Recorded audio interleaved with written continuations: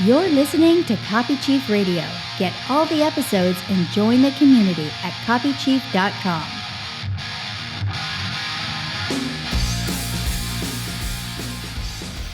Hey friends, welcome to Paid to Create. I'm thrilled today to be interviewing Dave Munson, the founder of Saddleback Leather. Dave has a fantastic new book that comes out this week as this episode will air. Big launch week is July 1st through 7th. The book is called They'll Fight Over It When You're Dead, which is the slogan of Saddleback Leather, which you'll come to understand during this interview, why that's the slogan and why that's a guiding principle in Dave's inspiration for everything he creates. It's a thrill to be talking to you again. Thanks for doing this with me. Yeah, man. It's great to meet you again, to hang out again. So thanks for having me on. Yeah, man. Congratulations on the book. I know it was a labor of love. We'll kind of get into that, how storytelling is, I think, for you is an important part of your life is the product you create. It is now a product in the book.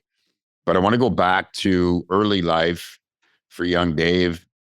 It's interesting to me for someone who hasn't lived and spent a lot of time out west, how often you were called to Mexico. To people who don't live near a border, it feels like a big thing to go to Mexico. And I think your dad was a pastor there, and that's probably, was that your first introduction to Mexico? Actually, he was a pastor in New Mexico. Oh, New Mexico. Okay. Yeah. So, it's funny when I was up in Oregon and someone goes, and I had my New Mexico driver's license. The cop pulled me over and he goes, "Oh, so you're fluent in Spanish then?" I go, No. People would go, "Hey, how's the food there? Did you like the food?" And the senoritas, and I'm like, it's in between Arizona and Texas. It's called New Mexico. And they go, "Oh, really?" So, That's no fun. Yeah. No. So now, when I was 16, my youth pastor, I was up in Oregon, up in Portland, and my youth pastor took us on a mission trip to Mexico. And I was like, "Oh, Daddy, I like Mexico. This is awesome." And we slept on the floor of this little orphanage, and it was really super cool.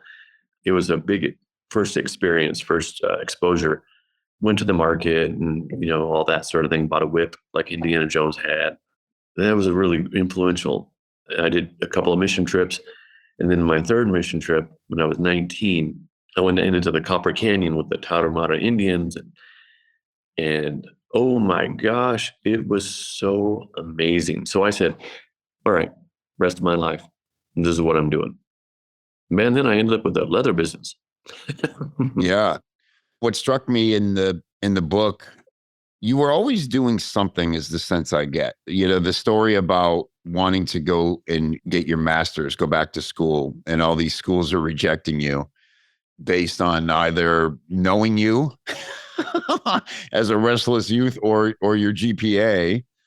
There's this theme of never taking no for an answer. And so you go all the way back to the town of your college and they tell you, no, you can't come study here either, even though, because you said, well, they know me, so they'll probably let me in. And they're like, yeah, no, we know you. And so we're saying no, essentially. But you get in the car and you say, I'm just going to drive there. And surely if I sit down with them, I'll convince them. The car breaks down. It costs you all the money you have. You have this very meaningful conversation with the shop owner about repairing the car and what an $850 problem actually is in the big picture of the world. And so you were always after something. And then I don't want to tell the whole story for you, but then you get there and then you meet the friend who says, hey, why don't you come teach English in Mexico with me instead? And you immediately know that that's what you should be doing. But what I take from that is you were always in motion. You were always after something. Is that accurate for how you lived in those younger years? Yeah. I had a couple of times where I didn't know what to do next. And I was just kind of stuck. And my sister, after I was living at her house, just kind of couch surfing, and she said, Dave, Tim and I, her husband, said, hey, we've talked and you're just kind of in a holding pattern. Like, you got to do something, Dave. Mm. You can't just stay here. And that was really loving of her to say. So I moved back to Oregon and I said, you know what? I'm going to start that business. That part's not in the book. Part of it is, but I took a lot of stuff out of that. But yeah, you do have some holding patterns. And what do I do next? But what I say is God doesn't direct a ship that's not moving. And so people are like, God, I'm praying for your will, God, as they sit on the couch. Right. Like, dude, start. do something. Yeah. And Napoleon said that the gods favor the battalion with the most soldiers. There are physical like things that are in play where you have to take action, or that more soldiers, you're probably going to win if you have more soldiers. It's just a physical thing. It's just a natural thing that's been put into this world. And good things happen to those who get off their butts and move. Man, I meet people all the time who have a business plan, and it's the finest business plan in the world. And they've refined it 5 times, and they've gone to the retired executives group who help and refine it and hone it. And it is beautiful, but they never do anything. They do everything but start. So you got to be moving and you got to be doing something. And part of growing is failing. If you're public speaking, no one's going to be a good public speaker off the bat. You got to practice it. You got to get a microphone in your hand. You got to goof up, and I forgot what I was going to say next. And stutter, and hey, could you guys hold on a minute? Right. And you look at your notes. You got to do that stuff to get good, and not have butterflies all the time. The whole time you're sweating and saying That's my practice. Same thing with business. Same thing with anything in life. If you want to get good at guitar, you got to play your guitar. That's right. Same with podcasts. Yeah. It occurred to me once I was sweeping my driveway. My relationship with brooms is that I rarely sweep and that I grab whatever broom is available. But I'm sweeping my driveway once and I'm thinking, for people who are in landscaping or use a broom daily, they know all about brooms. It's a tool for them, and there's better quality brooms, and then what kind of construction and all those things. And it just became this metaphor for me. I often say the people with the best brooms are the ones who do the most sweeping. Sort of what you're saying about just play the guitar, just doing it. That's where the education comes from. Like you said about your business plan, a lot of people think, like, I just need the knowledge. Then they gain the knowledge and they feel done, but they forgot to actually do the thing that makes the knowledge useful. Yeah, like someone who studies cameras and they study photography and they read all the books on photography, but they don't actually go take pictures. And so I try to encourage people, and I'm hoping that my story of just moving and trying something will help. Yeah. Okay. So it occurs to you, you need a better bag because you're traveling around, you're going on these adventures, and you've got this old duffel bag that just is not functional. It's a problem. It's interesting because your life, I got the sense in that period, was a little haphazard, and for you to even think, I need to improve my bag game at this point in my life, but in typical, I think, Dave fashion, you went on this mission. You started thinking about your grandfather's bag, and you said, I've always kind of been an old soul, and grandfatherly things appeal to me. And that's how zippers had come along and really like upended quality in a lot of ways, because now we could close a bag a different way. And so no one was making the buckles anymore, and the things that have now become signature to Saddleback Leather bags, that sort of old school, really rugged, extremely high quality, the love and care it takes. But going back to having that vision for what you wanted your bag to be, how was that the spark? And did you ever imagine at the time it would lead to where you are now? No. I had no idea. I just wanted something nice. I never really had anything nice except my old Land Cruiser. And Toyota Land Cruisers, they're just the best. Those things, the windshield's 2 millimeters thicker than all other windshields, and they're just overbuilt, over-engineered. So I just wanted something nice. I didn't have nice things, JanSport backpacks, and And just shoes. I had one pair of boots that I just loved them. And I saved up. And then I had a 3/4 length leather jacket that I had bought. And I was like, oh, that's nice. It just feels nice. We were in a Rolls Royce coffee table book that they put us into. And so I went to the big event in London. I met all these Rolls Royce owners at the book launch, the coffee table book launch. And I said, well, why do you own a Rolls Royce? And they said, oh boy, I don't know. I have a 1967 Silver Cloud. It's in my garage.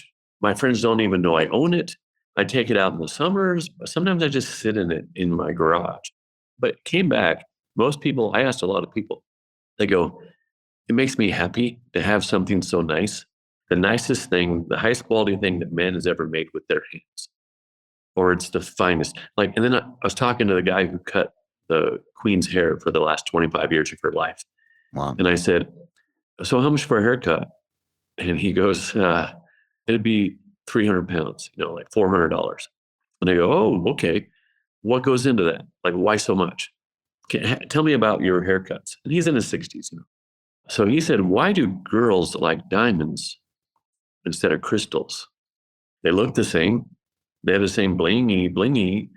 So I started thinking, why do people collect camera gear, old antique cameras and stuff? Why do people have leather-bound book collections? Why do people collect shoes and sneakers and women purses? Why? Because it makes them feel nice. Why do they have a Rolls Royce? It makes them feel nice. And yeah, there are certain people who are just trying to show everyone, hey, I am successful. Yeah, that's me. You look, I'm successful. Finally, I know everyone said I wouldn't be, but I am now. And I'm going to show you. Because I got a Coach bag, yeah. Yeah, that little red bicycle, that shiny red bicycle that everyone said I could never have as a kid. Well, guess what? I got a 745 horsepower little shiny red bicycle in the driveway. You want to come see it? In fact, I have two. I keep one at the other house. And you're like, dude, you're an idiot. But it makes people feel nice to have quality things. So that's part of this part of it. Brings people joy to have nice things. I believe that's all through creation, is beautiful things, natural things. People love natural. They're drawn towards nature, parks in New York City. That's important. Be in nature. And so anyway, so I wanted to have a really nice bag. Mm-hmm. So I sketched it out because I couldn't find one like the one that I had in my head. Right. And of course, I was an Indiana Jones fan, like every man. So I had that image in my head, and I had the guy make it for me. Yeah. And how was it when he handed it back to you? Like beyond what you hoped, or was there compromise? No, it was exactly what I sketched, but it had like a shiny painted finish, and it was stiff. And I was like, oh no, this isn't what I was thinking. And so I had one friend on one side, me on the other. We were twisting it, and I was stomping it, rolling it. And I got some sandpaper, real fine grain sandpaper, rubbed off some of the sand, some of the stain, the paint that was on it, put some lime juice and olive oil on it, and rubbed that in. Man, it got gorgeous. It was beautiful. So yeah, you understood it's when it's worn in. That is one thing about your stuff. When it's brand new, it's going to be a little rigid. The beauty comes from time under tension, and every little scar and scrape, it's not going to break, but you're going to wear it in, and you might remember, I remember where I was when that scrape on the bag happened, and it tells a story over time. Yeah, people will say, how do I get Sharpie out of my bag? Because their 2-year-old comes and draws on it, And I'm like, dude, keep it there. You're gonna when they're out of the house, you're gonna be like, oh, look here, that's a little Edwin. Do a picture of Santa Claus or me and him together, stick figures, whatever thing. Yeah. And our son, we have a leather headboard on our bed, and my son, when he was little, he wrote "Mom." As soon as he learned how to write, he scratched it in there. Mom and Dad on the other side where we always sleep, Oh, when they happened, I was like, son, are you kidding me? Because I couldn't get it out, Yeah. And then I thought, I need to take my own advice with the Sharpie thing. Yeah. Now it's charming. It's like mom and dad. It's beautiful. Yeah, it's beautiful. I have a guitar, the first guitar I ever bought. It's an old Yamaha. I carried it around with me when I was traveling, and it became the guitar my son primarily learned to play on. And at one point, he had fallen in love with a girl, and he carved her initials into the front of the body of the guitar. Oh, no. And it was the same experience. At first, I was like, what? And then regretfully, he kind of scraped it off because, of course, the relationship didn't last. But it's like, so it's almost like a tattoo, where it's like, what did Johnny Depp had Winona Forever, and then he changed it to Wino Forever when they broke up and whatever. It's part of the story, right? Okay, so then at what point does it start to occur to you that there's a business to be had in leather? Yeah. So when I got back to the US with my bag, that was in 2000, in the summer of 2000, and everyone started complimenting me on my bag, 4 or 5 times a day. I got shoulder tapped, or people across the street, people come out of the office where I walked by. And because I carried it, I loved it so much. I carried it empty. And It's part of you. I just loved my bag. So I carried it empty, or I put a blanket in there, a little serape or some Mexican blanket, or just anything to carry it. And so I was with it all the time, and people would ask me, hey, where could I buy a bag like that? That's really cool. Where'd you get that bag? Which store did you get that from? So I thought, hey, because I was always working with youth. I was a youth pastor, and I got a degree in theology, and I just loved it. Loved that. And I thought, I'm gonna do this the rest of my life. And so I thought, hey, if I had some more of these bags made, then what the heck? I could do this and just sell them on eBay, because eBay was becoming a big thing. Yeah. I just sell them on eBay or sell them somewhere, and that would support my youth work. And then I wouldn't have to have a boss, and I wouldn't have, I could travel, and it'd be cool. And I'm fluent in Spanish now, so I can do that in North and South America. So that was my main goal for that. So I went back down to Mexico, and I had 8 more bags made. Kind of got swindled along the way, and then I brought them back. Blue and I, my black lab, we got back just in time for Christmas. Just hung them on the rack of my old Land Cruiser and laid the tailgate down. And Blue, with his Mexican blanket, he just laid there with his paws over the edge. I had a sign in the window said, "Real cool leather bags for sale." Wow. And I taped it up in the window, and I sold them all real quick. Yeah. So then I thought, oh, I'm onto something. So then I went and had some more made, moved to Mexico, and yeah. What were you charging for those first bags? $250. What was the margin like on that? Of course, I didn't add up fuel. I didn't add up, all the lodging. Round numbers. Beginning entrepreneur. Everything's round. The guy charged me $50 each. Okay. And then I wasn't proud of the quality. Now I was like, well, isn't this leather? And so it wasn't that great. They weren't that great at bags. The hardware rusted, and I don't know about the stitching. They've probably all fallen apart by now, but they looked really good. And so they were $50. Now they're, $250 sometimes. So the quality's gone up quite a bit. Okay, so getting into the craft now, because clearly at some point along the way, you begin to start to care a lot about, sort of, at what point does it come to you that, luxury is this brand in the sense of extreme high quality? We talked about this last time we spoke, and how I found you, I think, and I know was a big part of your business, was your great video on, how to rip off a Saddleback leather bag, where you're showing the knockoff artist what they would need to do to actually mimic the actual quality of your work.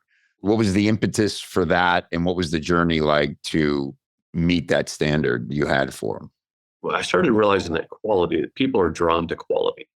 And I was drawn to quality. The things that I had that I was really proud of that made me feel nice, whereas that leather jacket, my Land Cruiser, my bag, not everyone had one. But they were built to last.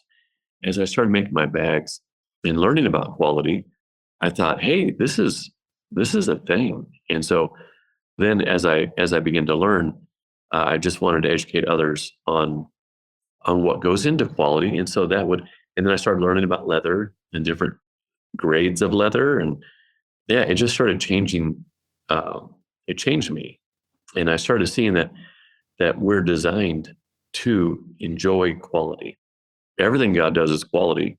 And the temple, man, back in the day, it was all lined in gold. Cedars from Lebanon that were floated, and all the work that went into all these cedars from a long ways away, and all these things I think people really appreciate quality.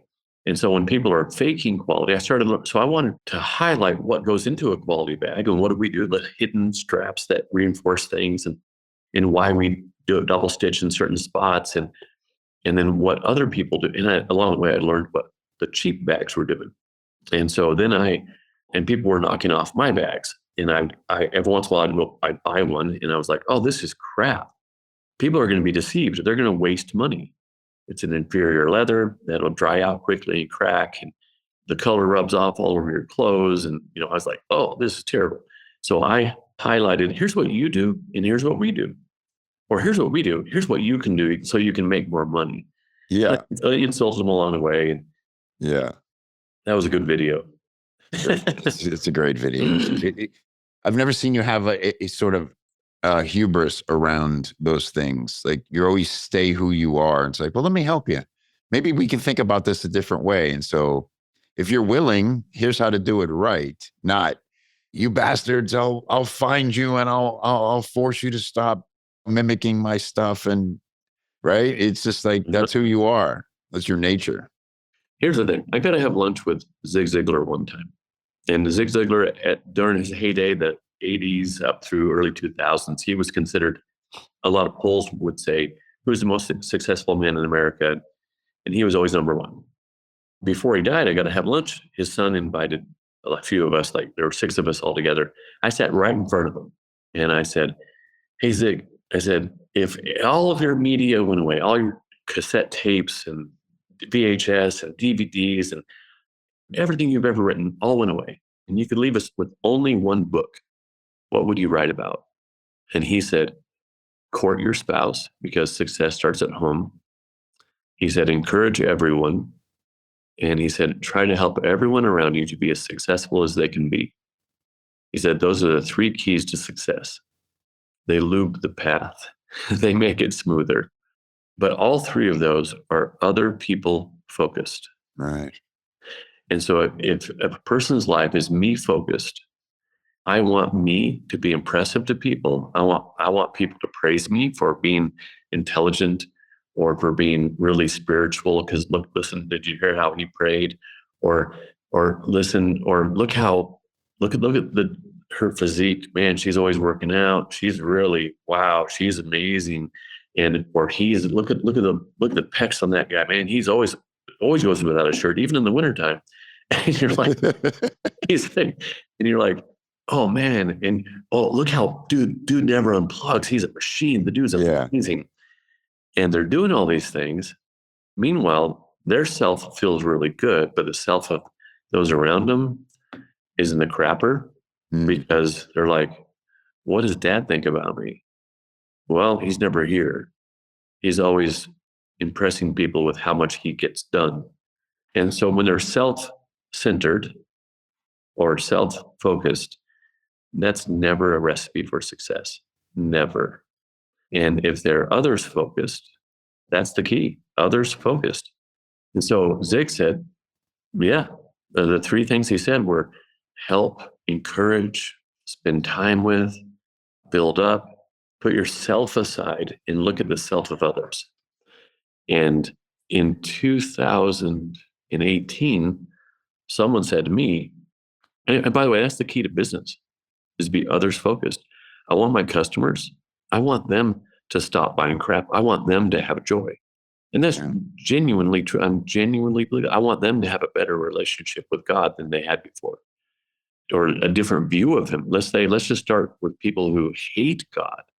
And I go, well, man, I think we have a different view. I think think we've learned two different things because I think he's really cool. We've had bad experiences. So I just try to help people to think differently so they have a better life. It's just in me. God put that in me. Yeah. So that happens with the business too. And if that's the focus is others around me, then you watch.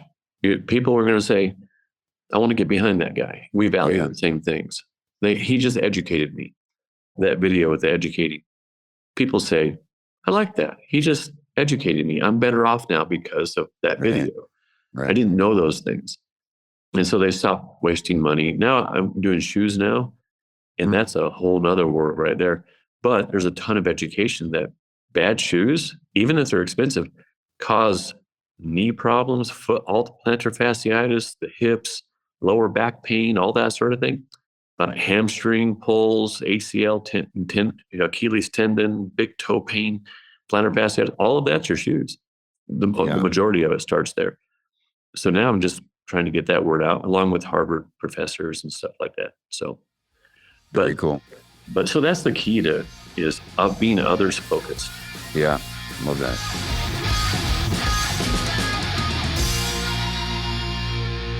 Look, I get it. I know there's so many communities, I'm doing air quotes, communities for entrepreneurs out there, all filled with their own version of overnight experts chirping at you from behind the screen. You got your Facebook groups, your clubhouse rooms, just experts galore.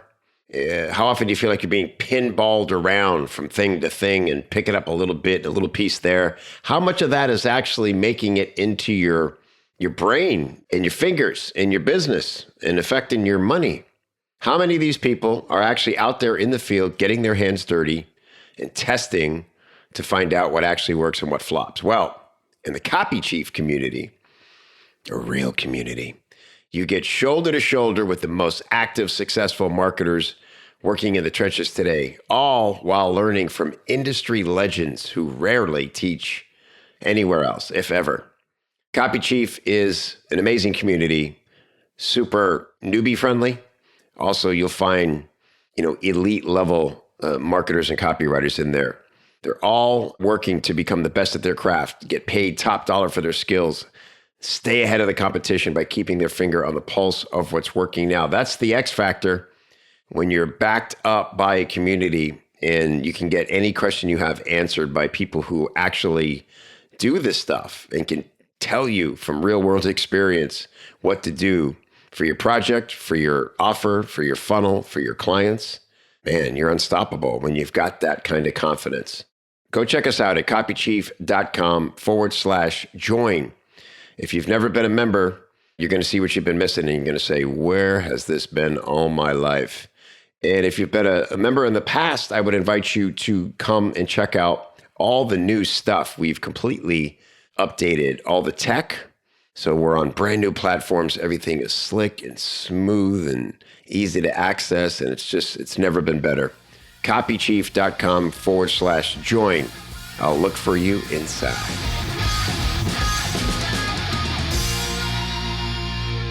Just to talk a minute about your relationship with God, which I know could be several episodes on its own, but it struck me in the introduction to the book, you mentioned it and said this potentially going to make some people uncomfortable or unhappy with my viewpoints, but you didn't sort of warn people who don't have a relationship with God. You sort of warned other Christians that they may not like your take.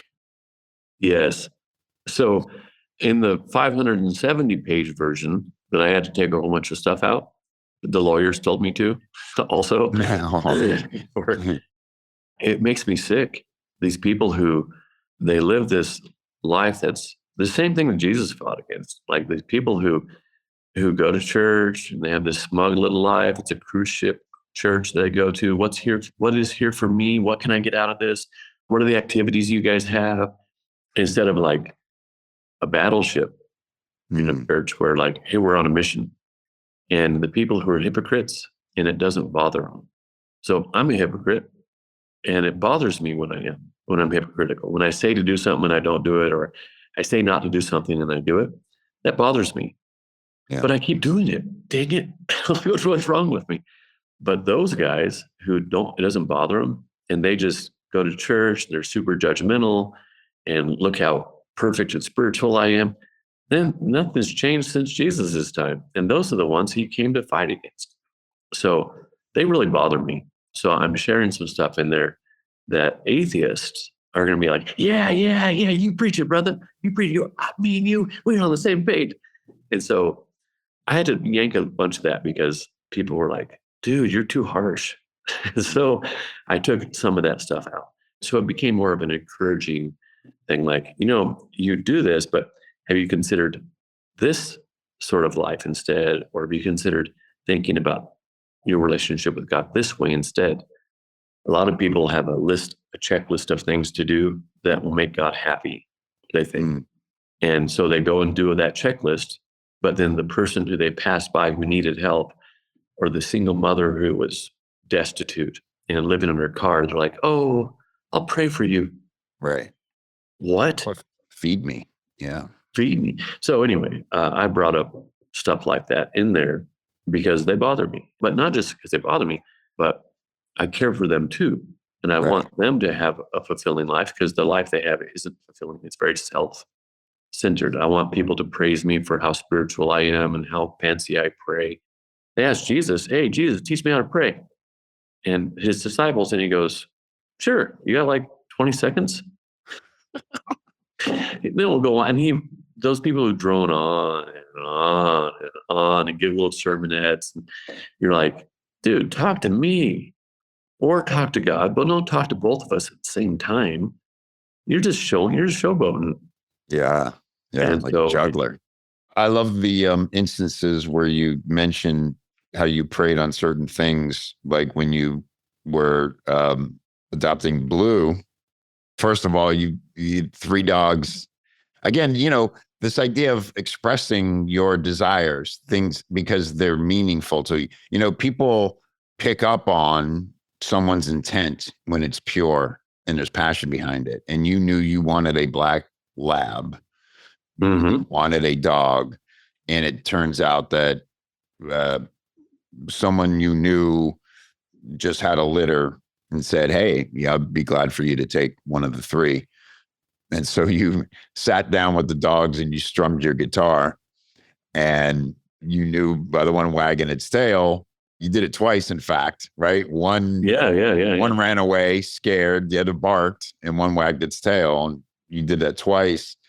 And then the funny story is somebody said, oh, you ended up taking that dog that wags its tail all the time. It really might not have been your song as much as its nature, but it turned out to be certainly the right dog, Blue. But you prayed, and I don't know, people might say, well, that's a bit of a selfish prayer. God, please make this the coolest dog ever. Make it really the dog I should have chosen. The examples I've seen of your prayers are that, just like, hey, I'm going all in on this. So help it work out for me. As you're reading those, it's really turned into, God, help this to work out for you.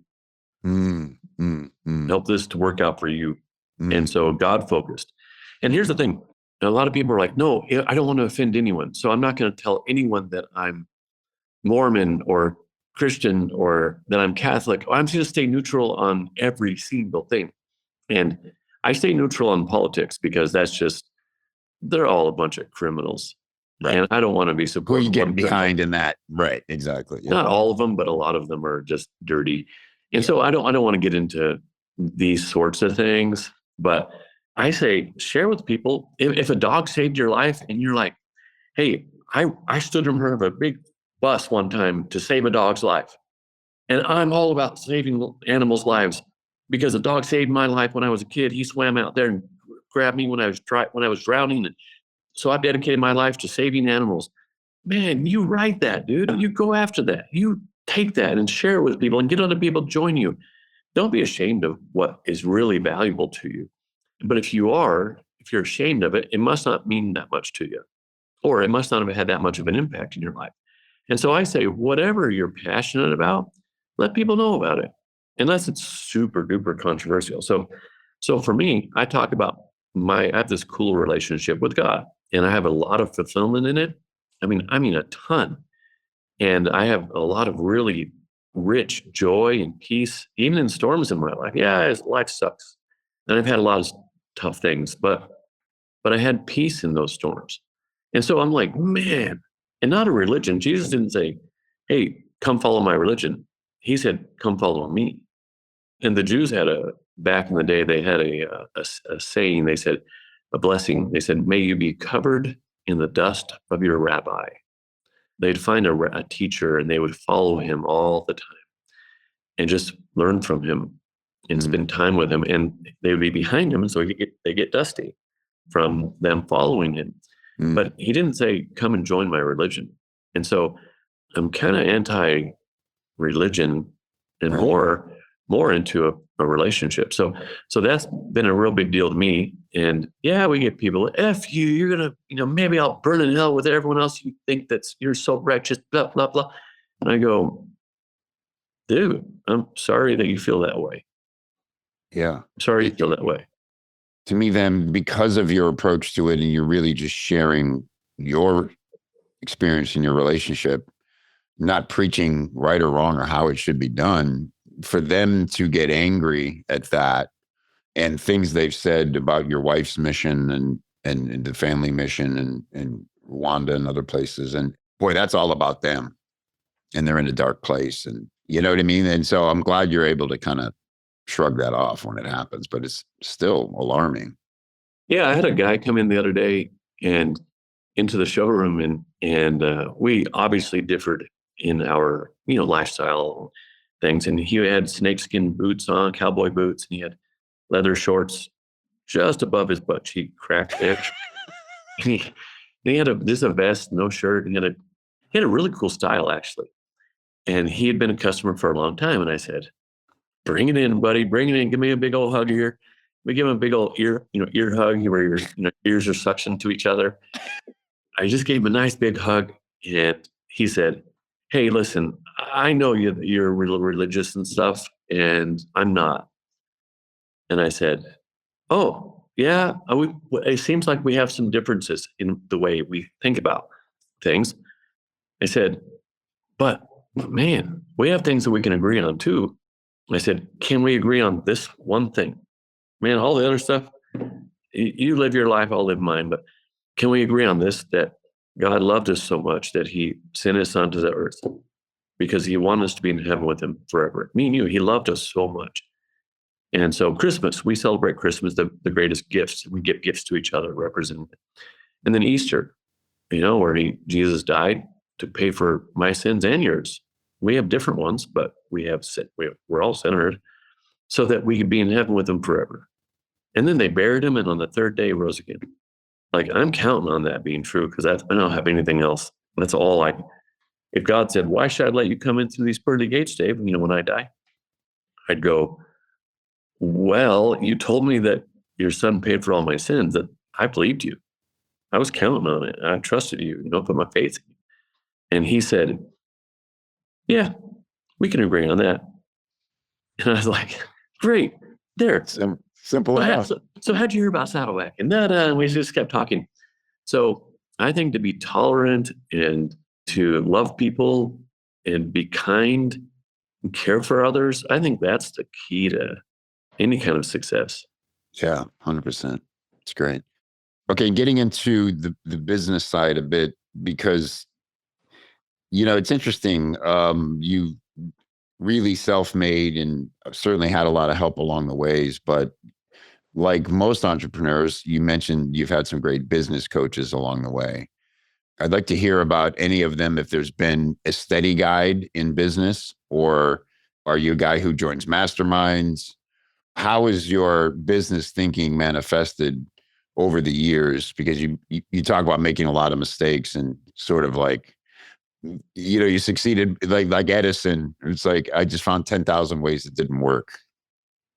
That if anyone who does anything meaningful or significant will make a ton of mistakes, and they'll be not so self-centered, so self-oriented that they can't ask for help. Prideful people don't ask for help. Dude, right. Don't you think I know what I'm doing? Right. And humble people who are like, hey, I'm not all that. I need help. And they raise their hand. You can tell the humble person in the room got their hand raised. And you can tell the prideful people in the room, they're like, dude, are you saying I don't know what I'm doing? Are you kidding me? Right. Those are the worst. They're the worst people to be around. Yeah. And so I got a coach in 2013. He had a company called Vision to Action. And so he said, first thing, he's like, what's your vision? And I go, the business had been growing quite a bit. And it was like, whoa, how do I handle all this? I was losing it. He said, well, you got to start with your vision. 10 years out, it was all guesses. I was guessing. And I put all that in the book because I wanted real practical things. So I gave total examples of how do you guess about your vision? Like, what should you guess?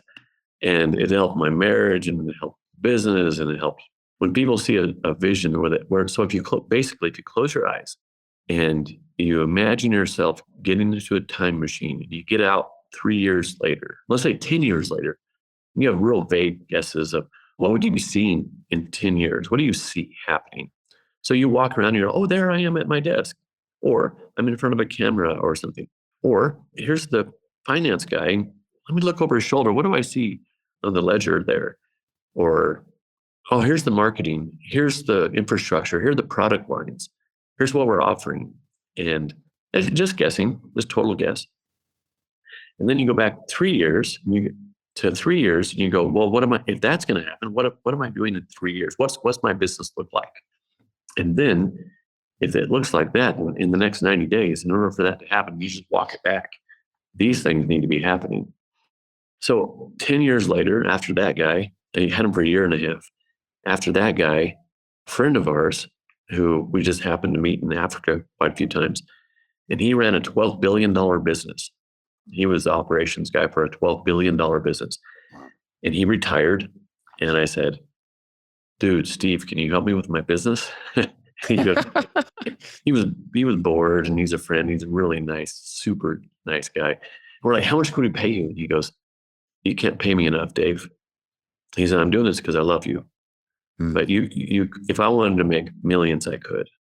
They want me back, but I don't want to be back, and I just want to help you. So he got all of us together in a room, leaders and stuff, and he goes, all right, what's your vision? Man, first thing, what's your vision? And I laid out the vision I had from 10 years earlier with that first guy. Larry Briggs was his name. He was like, whoa, you have a vision. This is great. Man, most people don't have a vision. And it was real easy. You could say it in 15 seconds. It's what do you see? And if you can help other people to see what you see, they go, ooh, I like the vision that I just saw in my head. I want to be a part of that. So I asked what the vision was. If someone goes, tell me about your business in an elevator, and they're like, I'm getting off in a few minutes and I might buy your business, but I want to know about your business. Tell me about it. And what do I see that it is like in my head? And so, oh yeah, we make the highest quality leather bags in the world so that we can tell the greatest story that's ever been told. We have a 25% profitability at 10% growth every year. We didn't put in our customers. And now those are subcategories, each department. What would you see customer service looking like? And of course, that can be broken down to more things, but that's the way our business works. Well, we're really high quality. Yeah. We share the message about what Jesus did for us. Yeah. But not all of them. I don't shove it down people's throat or anything. I've already shared it on this podcast. And we're not having sales all the time. So we have 25% profitability and 10% growth every year. That's it. Yeah. Very interesting. Yeah, I did a little research, and whoever knows how accurate it is, but again, I won't ask you to divulge numbers you're not comfortable sharing. I don't know how much you shared in the book, but it seems like what struck me, without saying the numbers that ChatGPT is reporting on your business, Dave, that about 6% comes from your direct D2C e-com sales. So people buying directly from you. 6%? Maybe not 6%. So what I heard was 20 million overall revenue, and about 6 million of that comes from people buying directly from you. Is that at all accurate? Not even close. Not even close. Okay. So, the funny thing is, we just launched, our shoes made in Italy. They're super cool shoes. Yeah. And we just launched them, and I looked up, well, hey, what are people saying about ChatGPT? And I said, hey, what are people saying about Saddleback Leather's, shoes and boots? And it said, after a couple of years, people are saying these things, and this and that, and it had all this stuff that was totally made up. Yeah. And so Yeah. ChatGPT, people are going to absolutely not trust the internet. Someone was saying on Joe Rogan, there was a guy saying, some expert saying, the internet will be completely untrustworthy in 5 years. No one will be going because it's all made up based on who's paying for things. Right. And then I looked up, it just pulls stuff out of its butt. And then someone said they looked up a thing and said, what are your sources for that? And they say, well, it's a lot of different places. And he goes, no, but give me the exact sources that you quote. They said, I am the source.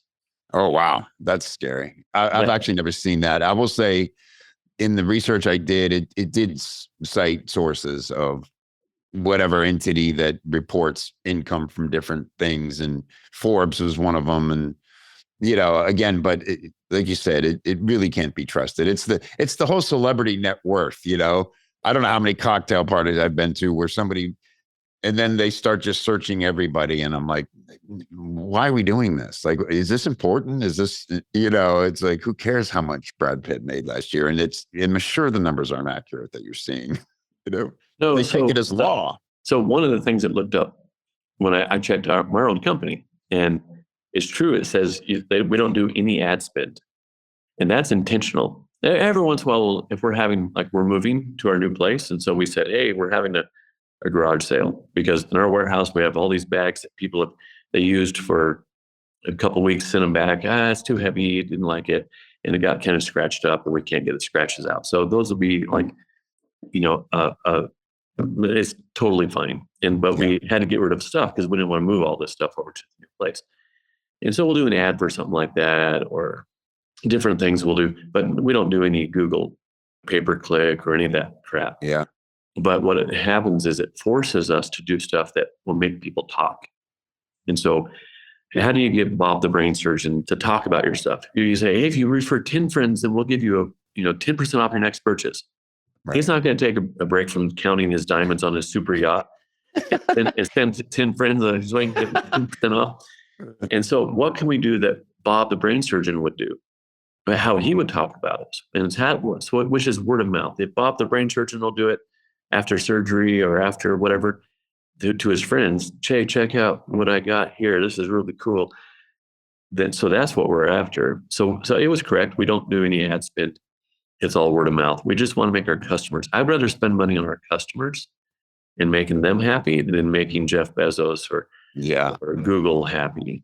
So you don't do, say, like there's no retail partnerships? No wholesale, none of that stuff. Zero. Everything's 50% or more is direct. People type in saddlebackleather.com and they buy something. A lot of repeat buyers, they buy over and over again. They collect. Search engine optimization is really strong. So if they said 6%, it's more like that directly buy. It's probably 70%, 60%. Wow. So if you give yourself that constraint, I wrote about that. And how do you give yourself a constraint? I said no zippers or magnets or any of that kind of thing, breakable parts. So a buckle will break eventually, maybe, possibly, but not ours, but something might break, but a rivet might pop or something like that. But if you give yourself the no breakable parts or no zippers, then it made me design. I was like, man, how do you get a duffel bag to shut without people looking in the side when you pick the handle up? They can see your underwear in there, stuff like that, or a toiletry bag, so that you don't have a zipper on it. What do you mean? But what happened when I gave myself intentionally a constraint of no zippers or no ads, it made me do things. It forced me to think outside the box and do things that were designed certain ways. But all of that with ChatGPT, we generally keep everything pretty quiet as far as the size of the company goes. Headhunters come, man, as soon as they hear a number, they just like, I gotta pick off your customer service manager. I gotta pick off your marketing manager, your warehouse manager. I'm gonna, and they just swarm them. Mm. But of course, if the sheep is skinny enough to get through the fence, man, we'll let them go. You need. That's how that constraint. That's how you end up in the Rolls-Royce coffee table book as superior quality. I know recently that must have been pretty cool. Was it Land Rover who invited you to design the interior? That was Toyota. Toyota asked me to design the interior for a limited edition Tundra. So I went up to Detroit, sat with this really cool designer guy, and he did all the 3D. He's like, I'm supposed to do whatever you ask. And so we put Saddleback raw edges on some of the spots, and we have double stitching in there. And our leather's, really thick, and it's 100% leather. If someone buys a car that is has leather seating, it's usually leather seating surface. So wherever your skin would touch up to your shoulder blades is all leather. But on the sides, the front, under your knees, the back, up from your shoulder blades up, headrest, all that's vinyl. So usually leather seats, even Porsches, BMWs, Mercedes, it's leather seating surface. Range Rover does full leather. Upper end Jaguars do full leather. The upper end Mercedes will do full leather. But generally, if it's under $100,000 or 120, it's probably 35% leather and 65% vinyl. So we did the most leather of anywhere. Wow. And 100% all through and through, and real thick. We had a German tannery figure it out and how to make it so thick and yet supple. Right. So yeah, it's pretty sweet try. That was a real honor. It was real. That must have been a great experience. Yeah. Talk about full circle moment, right? Yeah. And it launched in 24. There were 1,500 trucks, and they're all numbered 1 of 1,500, 2 of 1,500. They flew off the shelf. But it's because we're in Texas, and we're a Texas company, and they're based in Texas. Toyota is in the Dallas area, and so it was a real big deal for them to have and it's made in America, made in San Antonio, Texas. The truck, it's maybe the most American truck out there, owned by the Japanese. So yeah. So yeah, it was a real honor. I couldn't believe they asked me. I was like, "What? Are you serious? Like, we're not a giant company." Right. So that anyway, word of mouth, though, that's how far word of mouth can go when you stick to your standards. I just read a friend of mine who's a great person of the world and adventurer, and a big bonding moment for him is when people recognize his Saddleback leather bag, and yeah, a new friend. You just made a new friend if they know if they can spot the bag, Oh yeah, they'll sit down in the airport and talk, go have a beer, they'll chat, and it's a cool community that we have. It's really cool. Thank you, Dave. This has been wonderful, inspirational. I appreciate your openness to share all these things, and I highly recommend the book. Let me ask you, what is your hope for the book? Obviously, it's no easy task. Yeah, so the idea for the book, I want to help business owners. I want to help people who are religious, but they don't have much of a relationship with God. They're more of a religion rather than a relationship kind of people. I have a lot of marketing and branding ideas and concepts and techniques that you could go apply today in there. And while I tell the story of the federale sent to kill me, and I was going to kill him, I was going to cut his head off, because if they found his head, I was the last guy seen with the guy. Wow. And so if they found the body and his head was there, it was a total bad thing. I shouldn't have even, but I haven't read that story yet, and I can't wait. I got to say, knowing that story's in the book, if nothing else, I'm reading every page to get to that moment. But that's why I didn't ask you about it on the show, because I want people to have the moment in the book. Yeah, so I had that hatchet lodged in just the right spot. Wow. For when I crashed the Land Cruiser at low speed, we didn't have seatbelts. I was just going to let them have it. Wow. And I didn't have to, which is nice. But I want people to actually take action. And I believe when they say, hey, he just stumbled his way through without even trying to start a business, he accidentally did it. That's cool. Maybe I could do something. Maybe I could, this idea I have. And what about your idea? I say, man, push for quality through and through. People value quality. They save money by buying quality, whether it's your lawn service or tree trimming, or be the best that you can possibly be. Educate people, share your knowledge, help your competitors.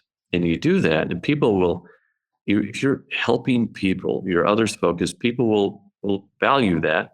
People who are like that will say, man, I like this guy. I like this gal. She's helping me. That's one of the main keys.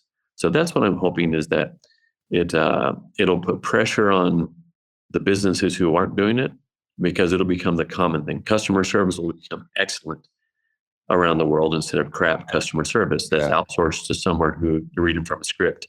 Right. That you care about people. So that's what I'm after, the success of people. And by giving examples of what we do and how I think about it, I think that'll help people shape their own businesses. And then that just raises the bar for everybody. It's beautiful. Well, while you cannot buy a Saddleback Leather bag on Amazon, you can get this book on Amazon. And I recommend that because that's probably the most powerful algorithm that helps more people discover the book. And I know I pre-ordered, I think by the time this airs, the book will be out, but I can't wait for the audio edition. Is it you reading the audio edition? Yeah. Wait. And so I'm going to read it like I would if we were just sitting in the living room. Yeah. Reading it to you. And so if I mess up, I'm going to read that sentence again. Leave it in. Yeah. I love it. And then I'm going to tell extra stories in it that I took out of the book. The audio version is going to be really, really, really cool. So can't wait. Really authentic. So yeah, it should be a good one. All right, Dave, thanks for being on Paid to Create. Really appreciate you. And we'll talk again soon. All right. Thanks, Kevin. Appreciate you having me on. Hey, don't forget your goodies. Head over to copychief.com/copychiefradio to get some great free stuff to help you put the things you hear on the show into action for your business. copychief.com/CCR.